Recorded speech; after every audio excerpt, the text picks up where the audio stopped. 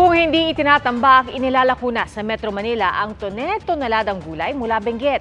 Inaayawan daw ito ng mga trader. Pero ang pinagtataka ng LGU sa La Trinidad, Benguet, wala namang oversupply ng gulay. Saksi, si Mark Salazar. Hindi yan bagsakan ng gulay, gilid yan ng kilometer 21 sa Tublay, Benguet, kung saan tinambak na lang ang maraming repolyo. Kung sino na lang ang mapadaan, kumukuha ng libre hanggat gusto nila. Libre na rin daw ipinamimigay ang mga labanos mula sa truck. Galing ding Benguet ang nasa 5 tonelada ng gulay na nasa bahay ni Lynette Bernardo sa Marikina.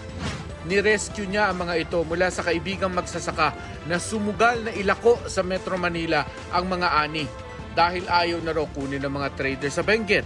Hindi ko matiis ko ba naman, hindi pa sila kumain, walang pang-toll gate, umiiyak, walang panggas, walang panbayad sa truck.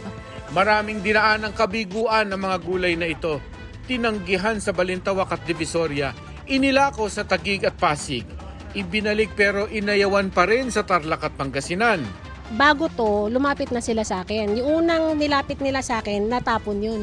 Feeling ko, pakiramdam ko, sa pangalawang hindi ko, parang nakakonsensya naman na. May 3 hanggang 4 na araw lang si Lynette bago mabulok at masayang ang rescued vegetables. Kaya ipinost niya ang kwento na nabasa naman ng ilan. Since oversupply yung mga vegetables natin, and malaking tulong siguro to kung kahit onti lang mabili namin and makakatulong talaga sa kanila. We will try na mag-encourage dun sa community namin. Pero sabi ng LGU ng La Trinidad, walang oversupply ng gulay mula sa Benguet. Ang napapansin daw nila ay ang pagbaba ng buyers mula Maynila at iba pang lugar. May effect din yung importation na gulay na kasi lalo na yung carrots at saka ibang gulay na pumapasok dito sa bansa natin.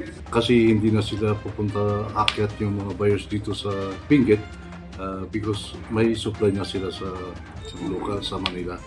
Pinag-uusapan daw ng Provincial Board ng Benguet kung may mali ba sa pagtansya ng dami ng itatanim at aanihin sa panahon ng Kapaskuhan.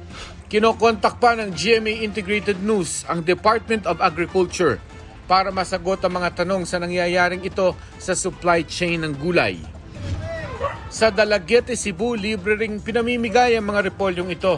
Ayon sa uploader, nagpaabot ng mensahe sa kanya ang nasa likod ng pamimigay ng repolyo at nilinaw na walang oversupply. Mga rejected na repolyo raw ang mga ito at hindi na pwedeng dalhin sa ibang lugar dahil mabubulok lang ang mga ito. Binili raw nila ito sa mga magsasaka bilang tulong. Para sa GMA Integrated News, ako si Mark Salazar, ang inyong saksi